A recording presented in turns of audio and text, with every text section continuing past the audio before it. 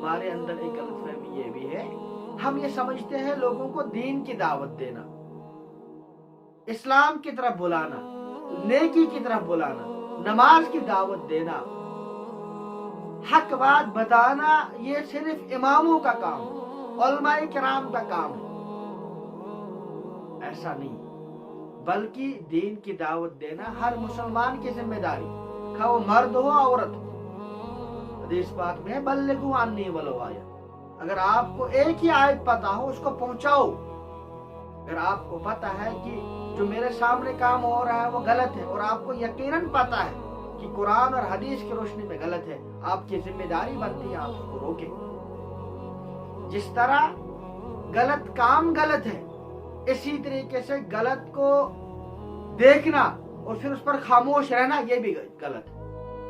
جس طرح ایک نافرمانی جرم ہے، اسی طریقے سے نافرمانی ہو رہی ہے اور آپ خاموش بیٹھے ہیں، یہ بھی نافرمانی، یہ بھی ایک جرم ہے۔